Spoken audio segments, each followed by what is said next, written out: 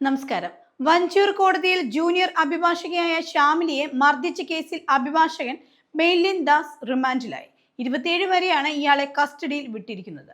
പ്രതിയെ വൈദ്യപരിശോധനയ്ക്കായി ഫോർട്ട് ആശുപത്രിയിൽ എത്തിച്ചിരുന്നു. പ്രതിക്ക് ജാമ്യം അനുവദിക്കരുത് എന്നായിരുന്നു പ്രോസിക്യൂഷന്റെ വാദം.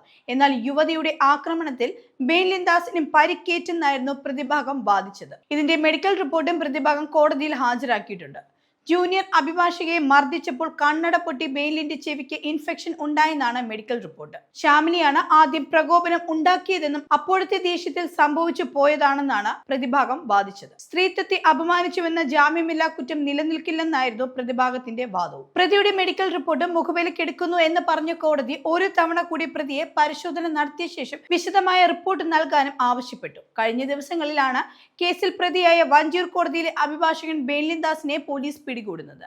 തിരുവനന്തപുരം സ്റ്റേഷൻ കടവിൽ നിന്നാണ് പ്രതിയെ തുമ്പ പോലീസ് പിടികൂടിയത്. പ്രതി കഴക്കൂട്ടം ഭാഗത്തേക്ക് കാറിൽ പോകുന്നതായി വഞ്ചൂർ SHOയ്ക്ക് വിവരം ലഭിച്ചിരുന്നു. വാഹന നമ്പർ കേന്ദ്രീകരിച്ച് നടത്തിയ അന്വേഷണത്തിനൊടുവിലാണ് ഡാൻസ് ഓഫ് സംഘവും തുമ്പ പോലീസും ചേർന്ന് പ്രതിയെ പിടികൂടുന്നത്. അതേസമയം പ്രതിയെ പിടികൂടിയതിൽ ആശ്വാസമുണ്ടെന്നും അനുഭവിച്ച മാനസിക സമ്മർദ്ദം പറഞ്ഞറിയിക്കാൻ കഴിയാത്തതാണെന്നുമാണ് മർദ്ദനമേറ്റ ഷാമിലി പ്രതികരിച്ചത്.